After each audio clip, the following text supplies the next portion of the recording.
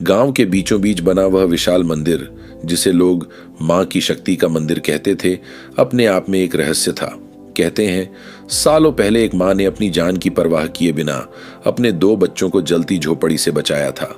जब वह अपने बच्चों के साथ बाहर आई तो एक खूंखार शेर ने उस पर हमला कर दिया, पर मां ने अपने साहस से उसे भी भगा दिया। लेकिन जब तक लोग इकट्ठा होते, वह मां आग में झुलस चुकी थी। उसकी बहादुरी और बलिदान को देखकर गांव वालों ने उसकी याद में यह मंदिर बनवाया।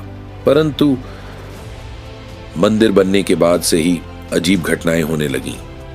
रात के समय वहां से चीखने की आवाजें आती। कोई मंदिर के पास जाता तो उसे लगता जैसे कोई उसे घूर रहा है। कई बार लोगों ने एक जलती हुई छाया को मंदिर के अंदर चलते देखा। क्या वह मां की आत्मा थी या कुछ और? गांव के एक नवयुवक अर्जुन ने मंदिर में रात बिताने की ठानी। उसने हिम्मत दिखाई और मंदिर के अंदर चला गया। पर अगली सुबह जब लोग वहां पहुंचे तो अर्जुन की जली हुई लाश मंदिर के दरवाजे पर पड़ी थी। उसकी आंखें खुली हुई थीं, मानो उसने कुछ भयानक देखा हो। उसके हाथों पर जले हुए पंजों के निशान थे, जैसे किसी ने उसे पकड़ा हो। गांव में हड़कंप मच गया। लोग समझ गए कि मां की आत्मा अब चैन में नहीं थी। कुछ ने कहा कि मां अपने बलिदान के बाद कभी मोक्ष नहीं पा सकी, तो कुछ ने कहा कि शायद उस मंदिर में कोई और शक्ति थी जो अब जाग चुकी थी। गांव के बुजुर्गों ने बताया कि जब मंदिर बनाया गया था तो वहां पर ठीक से पूजा नहीं हुई थी और तब से ही मां की आत्मा अशांत थी।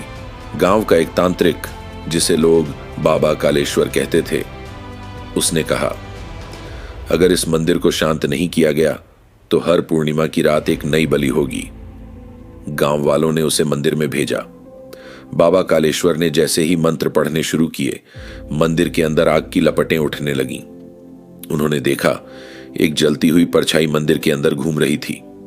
अचानक बाबा की चीख निकली और वह जमीन पर गिर पड़े। उनके शरीर पर जले हुए पंजों के गहरे निशान थे।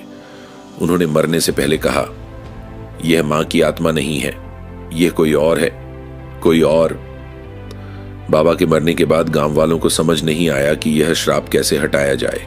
तभी गांव की एक बूढ़ी महिला, जो बचपन में उस मां को जानती थी, बोली, हम सब ने एक गलती कर दी। हमने उनकी आत्मा की शांति के लिए कभी प्रार्थना नहीं की।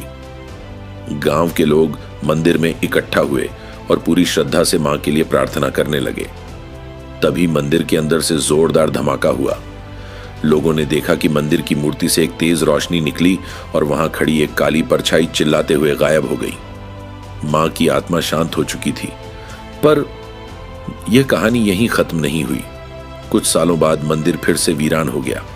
लोगों ने वहां जाना छोड़ दिया, क्योंकि एक के बाद एक जो भी मंदिर के पास जाता, वह या तो गायब हो जाता या जलकर मर जाता।